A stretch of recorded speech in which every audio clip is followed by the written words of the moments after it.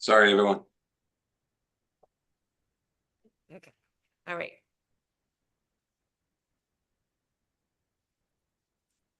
Good morning. I'd like to call this special Darien Board of Education Facilities Committee meeting to order. It is Friday, January 31st. Our next meeting is scheduled for March 28th. I'll begin with the election of the committee chair. I'd like to nominate Dennis Maroney. Do I have a second?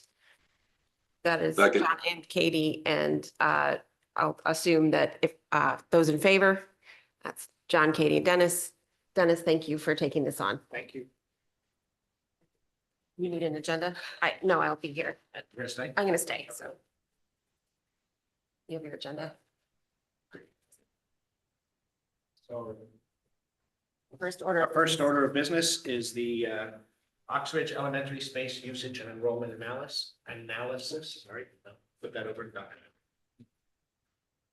Okay, I think the board just wanted to take a look at the Oxbridge sort of space classroom sizes and that type of scenario. So the just perspective wise, just you have the memorandum. It talks about the enrollment.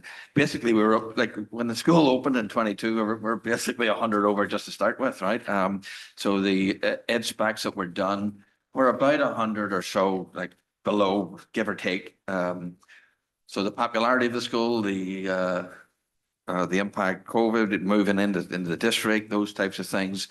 So for the most part, we've been over around about 90 something or 100 something in any particular given year. Basically, what you're facing right at the moment is it's going to climb over the next 10 years about 33 students, but it peaks a little bit, a wee bit higher, 30, closer to 40 in FY29 and FY30 sort of over, and then it comes back down again. That's basically the sort of the pattern. So we have been trying to accommodate some classes along the way by moving classrooms. We have world language on a card. The enrollment for the ELP has always sort of been in there at 108. We may end up this year at 102 or something. We're like 97 or something right now, but so that's fairly steady, that particular number. Yeah, if you do recall, whenever it was built, we went from 10 classes to 9 classes actually, just in design. So with the art was in the you started in the library, then it went on the cart, and by the memorandum, you see a wee trickle of impact that we have by moving classrooms. The DLC classroom we took over that for kindergarten to keep that on the level that we would like to keep that. Actually, even DLCs, there were when the first design going back, the first design of the building, a couple of those corner rooms on each of the grade levels were like for either DLC rooms or an extra section. They quickly became the extra section. So that's kind of what we're facing, I would say, probably, and I'll turn over to space issues. We have people here, obviously. Currently, we're accommodating two sections over, so to speak. If you're thinking that there was, 4 sections per grade level, we're two over in that. We can probably accommodate that, but when we get to FY29, where we're essentially 4 sections over, right? I would say just the ELP was in the ed specs for 10 to 15 students. I mean, that is what they're actually designed for. And they're actually mapped out for that with cubbies for 15 and so on and so forth. So you could certainly, we have room to utilize one more space in that particular area, I would say. But when it hits just the 4th section, we'll have to be creative about that 4th section. So we can talk about, like, what do you mean by creative, or otherwise we can talk about that. But I'll stop talking there. Just the general sort of like trends, some of the things we're facing. I'm thinking this is the type of discussion the board is wanting this morning, but I don't know if any of my peers have any other sort of like perspective on what's happening. All right, so So we'll open up to questions. Katie? So Alan, I'm curious about some of the shifting of the classrooms. When Oxford was being designed, we had the fortunate circumstance to be really deliberate in that we knew we were consolidating both ELP and DLC into this building. And the DLC rooms and the ELP rooms were designed for those purposes, right? For students who might need extra support and really building in some of the infrastructure that will help our staff, with changing tables, with the size of restrooms, to fit the size of bodies, all of those things. So how much of that is lost? How much of that is able to be retained? I understand the classrooms are constrained and we're trying to fit it. The classrooms are more flexible, right, than the specialized ones. So how is that currently, and how do we see that kind of going forward? So if you were to ask Shirley, you'd probably say there's 2 classrooms in one at the moment, right? But the reality is there's two DLC classrooms right now. And I think there's about 10 in those classrooms, right? So I think personally, I think there's enough space in there for those classrooms and the facilities and the materials that you need and the various things that you're talking about. We do have one classroom right now from the ELP, the readiness classroom that is tighter than I want that to be, right? In all honesty, so I'm not so much worried about the DLC rooms as the actual trickle-on effect for the ELP, particularly that readiness class. So that's the one that I would be most concerned about. Yes, it would have been nice to split those into 2, have the DLC classrooms, but they're big anyway. So I'm not honestly overly worried about that. I'm more conscious of the sections and the ELP run over, or how we might massage that. So, John, you have any question? Like you were going to say something. Sorry. Yeah, I guess just going back to the forecasts, if you look at enrollment forecasts vis-a-vis actuals over the last several years, we've actually, and I know how the forecasts are built, and this is being critical of the forecast, but the assumptions for some of the new housing units coming online have been a little aggressive.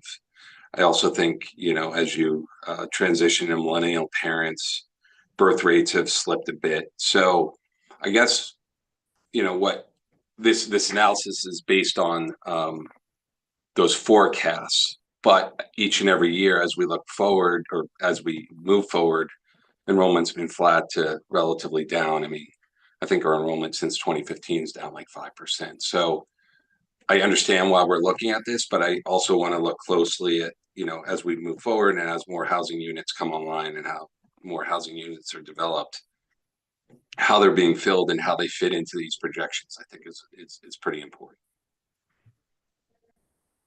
And mine is on the projection. There wasn't a question, it was just an observation. And mine is on, and I don't know that we have this granularity, but I guess the question is to Rich on these sections. Are there any, it's 4 years out, and I understand, but are there projections where you're close to tipping one of those sections where you have 39 that it could actually be 41, or you have an idea of there? So in the year in which we are projected to hit that 37, 5th grade is the closest at an average class size of 23, and the board's guidelines are 24.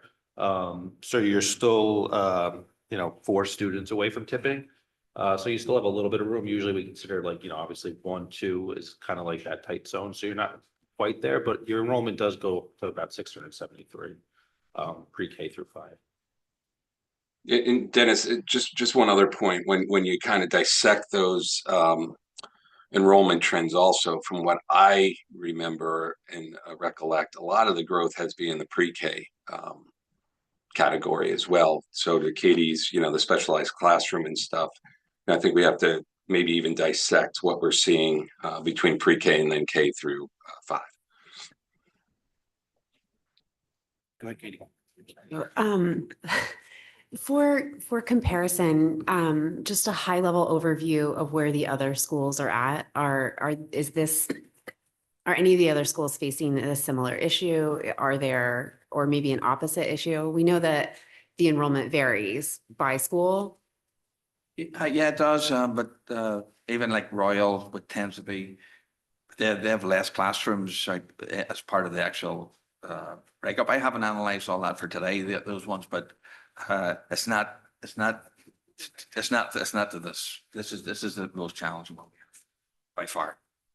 And even like next year, I think the 5th grade next year is probably the tightest one in projection. But we can accommodate that if I doing something that we're doing like this year. I want to say also, if I may, say to Mr. Malillo, Krista, the principal, he does a great job massaging this, right? And actually working with it and being flexible and being, having suggestions and working with staff and trying to manage that. I just want to mention that because he does a very good job of it.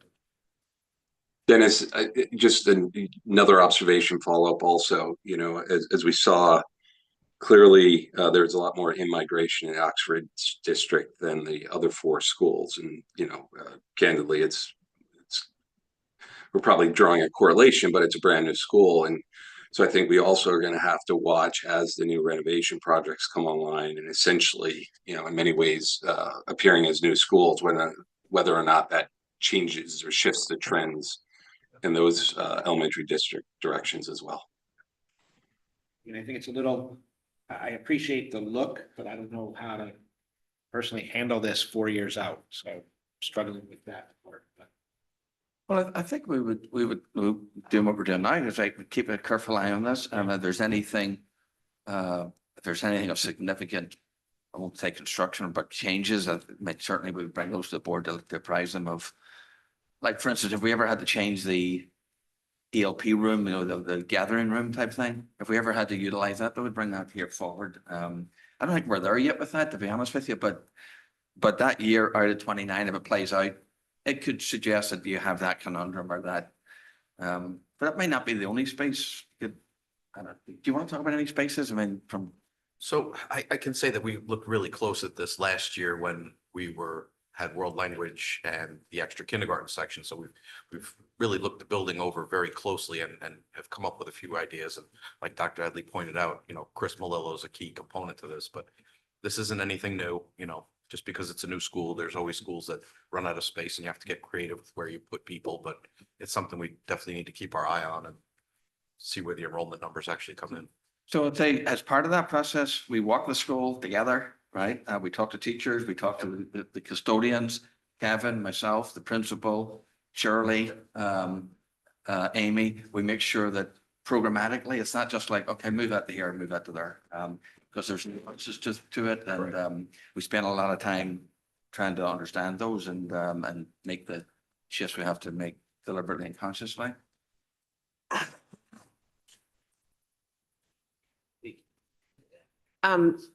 So I'd love to talk a little bit more specifically about what monitoring this over the next couple of years looks like. And I'm wondering if there's a need to plan ahead at all. So I understand the point of, you know, I know once we get close to 5 years, that's our projections start to be less precise.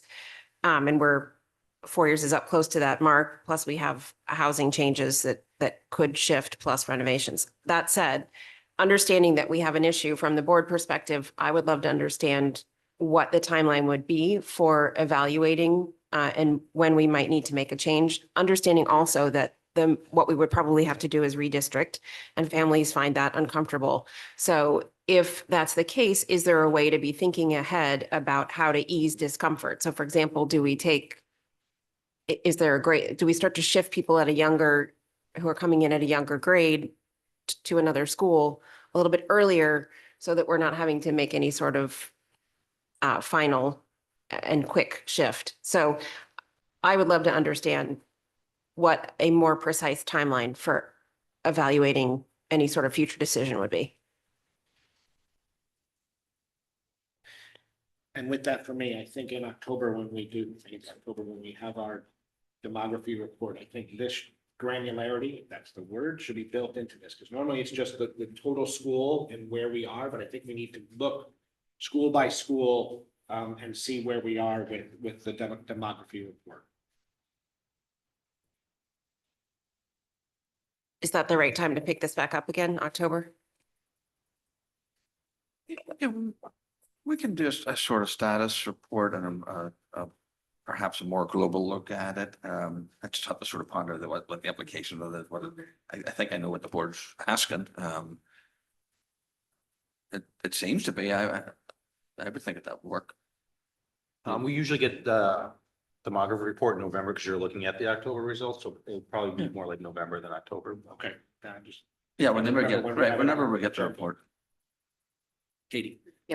I think that makes sense, right? Even if it's a very simple schedule of just, once a year that we touch base on this and we kind of compare to where we're at and how our projections have changed. I think it makes sense to lay out that schedule. I also think, to your point, Jill, that redistricting has always been kind of like that scary word, that should it ever be possible and what would that mean and who would be affected. I do think that if it probably makes sense to at least have a preliminary guideline of what that might look like so that the board can understand, should we keep continuing to go down a path where we need to explore the option, how might it start? And I think the earlier and the more transparent we can be with the community, hopefully the easier transition would be should we need to go down that route. One of the things that makes those things so challenging is when it's a sudden change and people feel like, a rug is pulled out from under them. So the more that we can just understand what we're even talking about by that, I think would be helpful. Yeah. And I think the question that I have about the redistricting is that hasn't happened as far as I recall happening. My question is, how long does that take to occur? Is that during budget season, you can start to redistrict, or is that a 2-3 year process?